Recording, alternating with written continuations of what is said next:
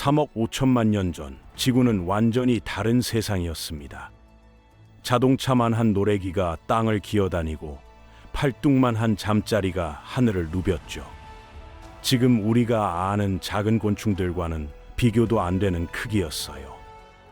그런데 어느 순간 이들이 갑자기 사라졌습니다. 일부는 점점 작아졌고 나머지는 완전히 멸종했어요. 무슨 일이 있었던 걸까요?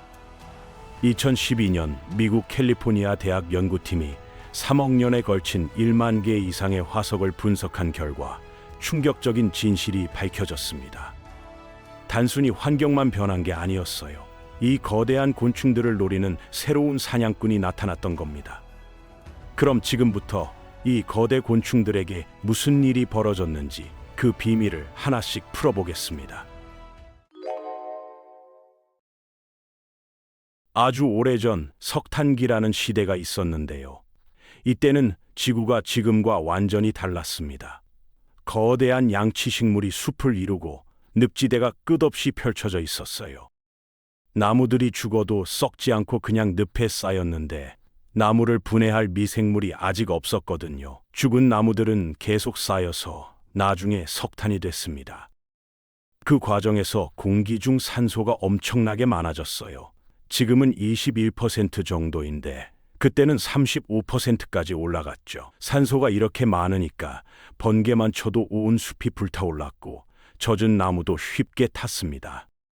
이 풍부한 산소 덕분에 곤충들이 믿을 수 없을 만큼 커졌어요. 곤충은 우리처럼 폐로 숨 쉬는 게 아니라 몸에 있는 작은 구멍들로 산소를 받아들이거든요.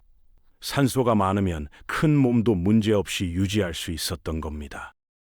지금 잠자리가 앞 유리에 부딪히면 그냥 와이퍼로 쓸어내면 되잖아요. 그런데 석탄기 잠자리였다면 차 유리가 깨졌을 거예요. 날개를 펼치면 70cm나 됐거든요.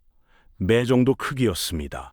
노래기는 길이가 2m 반에 무게가 50kg이었고 전갈은 70cm로 불테리어만 했죠. 이렇게 거대한 곤충들이 수천만 년 동안 지구를 지배했어요. 그런데 3억 년쯤 전부터 변화가 시작됐습니다. 거대한 늪이 말라버리기 시작했고 숲도 조각조각 쪼개졌어요. 더 큰 문제는 새로운 미생물들이 등장한 거였는데 이 미생물들은 나무를 분해할 수 있었거든요. 죽은 나무가 썩기 시작하자 땅속에 갇혀있던 이산화탄소가 공기 중으로 쏟아져 나왔습니다. 결과는 치명적이었어요. 산소 농도가 급격히 떨어지기 시작한 겁니다. 거대한 몸을 유지하려면 엄청난 산소가 필요한데 공기가 점점 숨 막히게 변했죠. 날개 7cm짜리 잠자리들이 하나둘 사라지기 시작했고 거대 노래기들도 점점 작아졌습니다. 그래도 어떤 종들은 끝까지 버텼어요. 메가뉴롭시스라는 거대 잠자리가 그중 하나였죠. 하지만 시간이 지나면서 먹을 것도 부족해지고 날씨도 변하고 상황은 계속 나빠졌습니다. 양치식물이나 고대 침엽수에서 즙을 빨아먹던 팔레오딕티오프테라라는 나비는 식물들이 사라지면서 함께 멸종했어요. 환경이 변하면서 적응하지 못한 종들이 차례차례 사라진 겁니다. 여기서 이야기가 끝났다면 단순했을 거예요. 하지만 진짜 반전은 따로 있었습니다. 나중에 산소가 다시 늘어났을 때도 곤충들이 크게 자라지 않았거든요. 1억 5천만 년 전쯤 산소 농도가 다시 올라갔는데도 곤충들은 작은 크기로 남았어요. 왜 그랬을까요? 바로 새들이 나타났기 때문입니다. 시조새라고 들어보셨죠? 이 깃털 달린 생물들이 하늘에 등장하면서 게임의 룰이 완전히 바뀌었어요. 까마귀 정도 크기였고 무게도 1kg밖에 안 됐지만 곤충들한테는 무서운 사냥꾼이었습니다. 곤충이 크면 클수록 날개가 둔해지잖아요?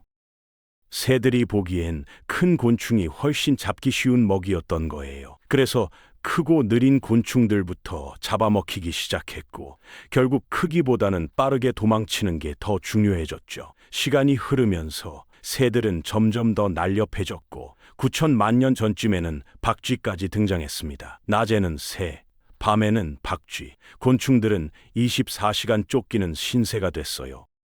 연구팀이 밝혀낸 결론은 이거였습니다. 거대 곤충의 멸종은 3단계로 진행됐어요. 1단계, 숲이 말라버리고 미생물이 나무를 분해하면서 산소가 줄었습니다. 2단계, 곤충들이 점점 작아지기 시작했죠. 3단계, 새와 박쥐가 등장하면서 큰 곤충은 아예 살아남을 수 없게 됐어요. 이렇게 3억 5천만 년 전에 지구를 지배했던 거대 곤충의 시대가 2억 년에 걸쳐 완전히 끝났습니다.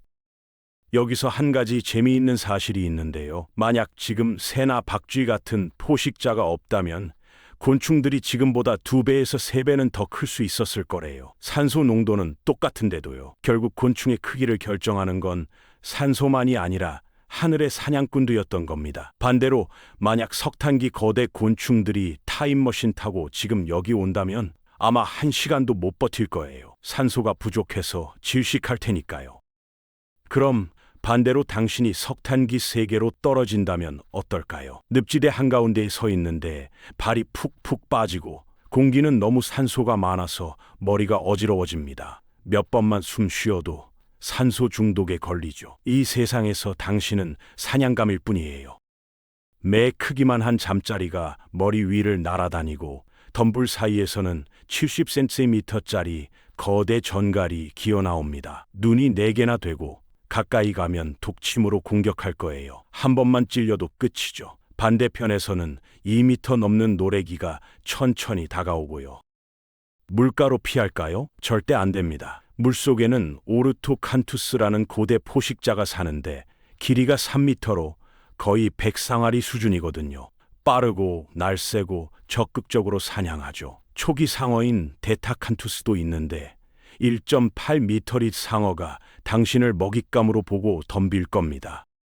이 세상에서는 모든 게 당신을 죽이려고 해요. 산소가 천천히 몸을 망가뜨리고 사방에 포식자가 널려 있죠.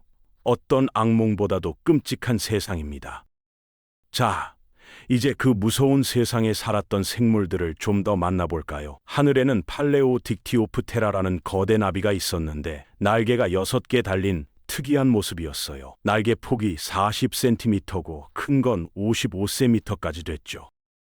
주둥이로 식물즙을 빨아먹고 살았고 크기만 크지 완전 순한 초식 곤충이었습니다. 하지만 땅 위에는 풀모노스코르피우스라는 전갈이 있었는데 지구 역사상 가장 큰 전갈이었어요. 길이가 71cm였고 집게발이 엄청 강했으며 꼬리 끝에 독침이 있었죠.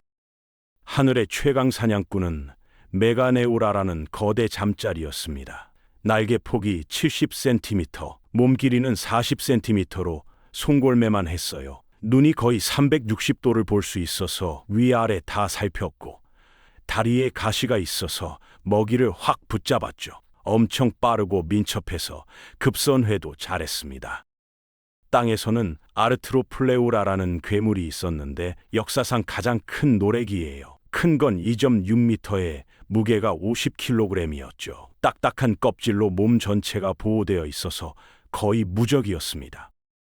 물속에는 예켈롭테루스라는 진짜 거인이 있었는데 길이가 2.3m에서 2.6m였어요. 지금까지 발견된 절지동물 중 가장 컸죠. 발톱이 45cm나 되고 힘도 엄청 세서 먹이를 쉽게 부숴버렸습니다. 작은 생물도 있었어요. 트리고노타르부스라는 최초의 거미 조상은 크기가 5cm 정도밖에 안 됐지만 몸이 단단한 판으로 덮여 있어서 장갑거미라고 불렸죠.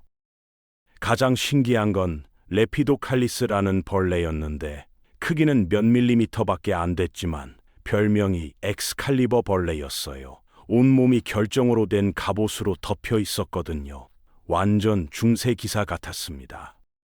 위험하면 공처럼 몸을 말 수 있었는데 그러면 날카로운 결정이 밖으로 튀어나와서 아무도 공격 못했죠. 거의 무적 방어력이었지만 갑옷이 너무 무거워서 잘 못 움직였어요. 결국 후손을 많이 못 남기고 대멸종 때 완전히 사라졌습니다.